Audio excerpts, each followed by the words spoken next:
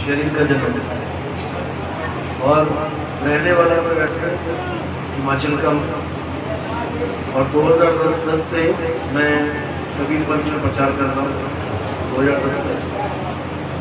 और हमारा YouTube channel 2018 से हमने शुरू किया था। हमारे यूट्यूब चैनल का नाम है कहत कबीर सुनो भाई साधो। आप यूट्यूब पे बोलेंगे कहत कबीर सुनो भाई साधो, साथ में आपने ऐड कर देना नितिन दास, नितिन दास। तो जब आप ये लिखोगे या फिर आप सीधे लिख दोगे नितिन दास के सत्संग, तो अपने आप ही सारे सत्संग सामने आने लग जाएंगे। तो हमने जो सत्संग किए हैं वो सीरियल वाइज किए हैं, 1 2 3 4 5 नंबर ऐसे करके। तो आपने अगर सत्संग सुनने हैं तो आप उस पर लिखो नितिन दास सत्संग नंबर 1, तो 1 नंबर आ जाएगा। नितिन दास सत्संग नंबर 2, सत्संग नंबर 3।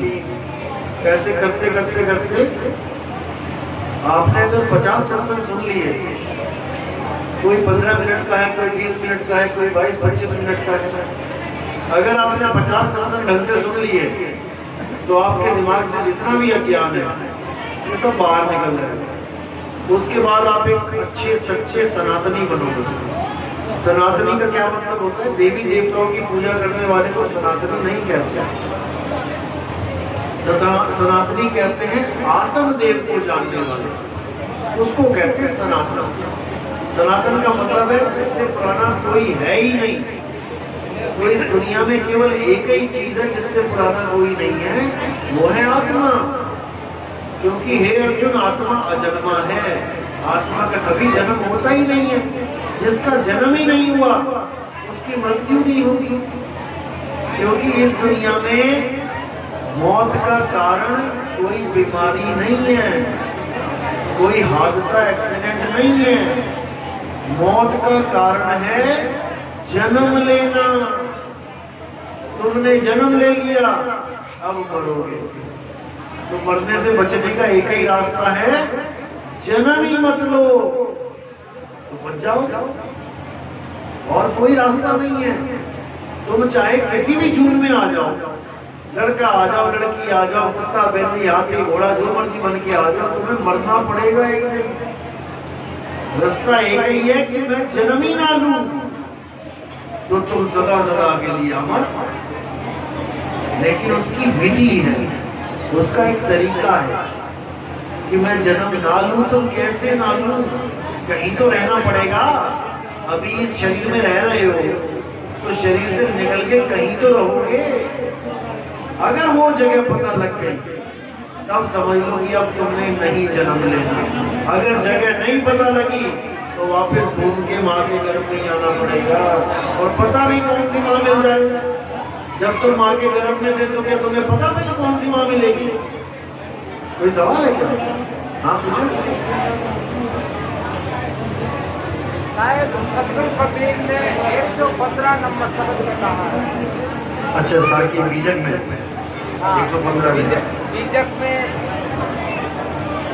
115 नंबर शब्द। हाँ बोलो, क्या बोला? संतो ऐसी भूल जगमाएता से जीव देखा में जाए। पहले भूले ब्रह्मा खंडित जाए आप मानी, जाए में रूप इच्छा की नहीं इच्छा थे अभिमानी। इच्छा थे अभिमानी वो करता बैठे नाना ग्रंथ चलाई, उसी भूल में सब जब भूला भूल का मरम ना पाए। 184 भूल से कहिए, 184 भूल से कहिए, भूल से जग बिटमाया। जो है सनातन सो ही भूला, अब सो भूली खाया। जो है सनातन सो ही भूला। हाँ, जो है सनातन सो ही भूला, अब सो भूली खाया। भूल मिटे गुरु मिले पारक दिल भाई, कई कबीर भूल की औसत पारक सही बात, बिल्कुल सही है। जो सनातन है वही भूला है जी। अब आपने कहा ना सबसे पहले, हाँ इसको समझो ना। जो सबसे पुराना है वही भूला है, जो सबसे पुराना है वही भूल है। और भूल किसकी मिटेगी? जो सबसे पुराना है उसी की भूल मिटेगी। कैसे भूल मिटेगी? कि वो क्योंकि वो अपने आप को पुराना मान ही नहीं रहा है। वो अपने आप को पुराना जान ही नहीं रहा है, इसलिए भूला बैठा है। अब गुरु मिल गया पारखी, अब उसी का रूप लगा दिया। अरे महात्मा जी बात तो समझ लो, आपने जो वाणी बोली बिल्कुल सही वाणी है, इसमें कोई कटाक्ष कर ही नहीं सकता। जो है सनातन सोई भूला। अभी मैं इतनी देर से क्या बोल रहा हूँ कि सनातनी का मतलब ये नहीं है जो देवी देवताओं की पूजा करे, क्योंकि देवी देवता सबसे पुराने तो नहीं है, कभी तो जन्म हुआ ना उनका। तो सबसे पुराना क्या है? आत्मा, जीवात्मा कह लो, वो भी तो पुरानी है। ईश्वर अंश जीव अविनाशी, वो भी तो अविनाशी है, लेकिन वही तो भूली बैठी है। खुद को ना जानकर देवी देवताओं की पूजा कर रही है, यानी खुद सनातनी है लेकिन सनातनी भूल गया अपने आप को।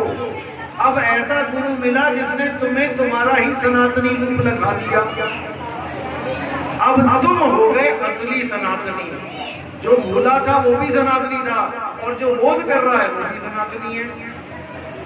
जीव को उसका ही सत्य स्वरूप लगाया जाता है, तब वो दोबारा से समझ जाता है कि मैं ही हूं, और बाकी जो भी दिख रहा है उसको त्याग देता है, तब वो असली सनातन कहलाता है। नहीं तो वो देवी देवताओं के पीछे लगा रहेगा। राम जी कब आए? त्रेता में आए। कृष्ण जी कब आए? द्वापर में आए।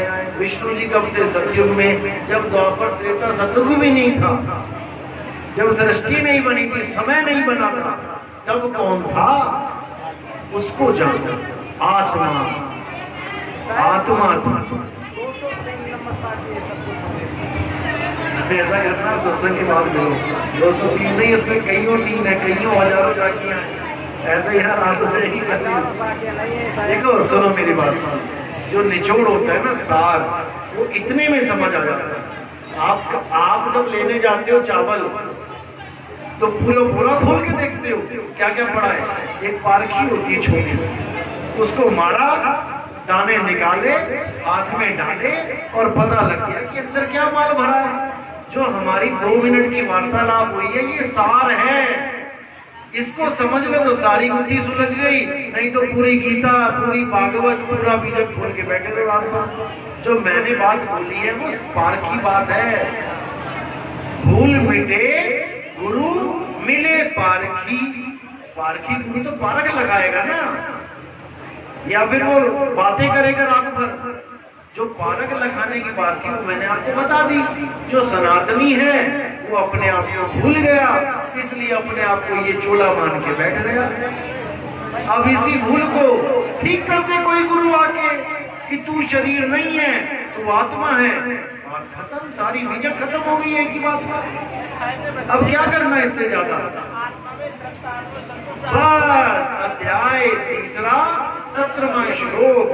हे अर्जुन, जो अपनी आत्मा में तृप्त हो जाता है उसके लिए कोई धार्मिक कर्म कर्तव्य लागू ही नहीं। कहानी खत्म कर दी। अब इसको जितना मर्जी खींच लो, कितना मर्जी खींच लो, सारा जन्म बिता लो यहाँ पे तुम बात करते करते, वो खत्म होने वाली नहीं। चलो बोले सभी बंदी छोड़ कबीर साहब की सदा। देखो नितिन का नाम जो है ना, नितिन, इसका मतलब होता है जज, न्यायाधीश, जो फैसला करता है। अभी इस बात का जो फैसला हो गया ना 2 मिनट के अंदर, सबको समझ में आ गया क्या फैसला हुआ? बस इतना सा फैसला करना है, खींचना नहीं है बात को, छोटे में निपटा लेनी है। सतगुरु वैसा चाहिए जैसा सूप सुहाए, और सार सार तो कहीं रहे, थोथा दे उड़ाए। अब थोथे में पूरी रात काली कर दो, चाहे सार सार में 2 मिनट में बात समझ लो, एक ही बात। चलो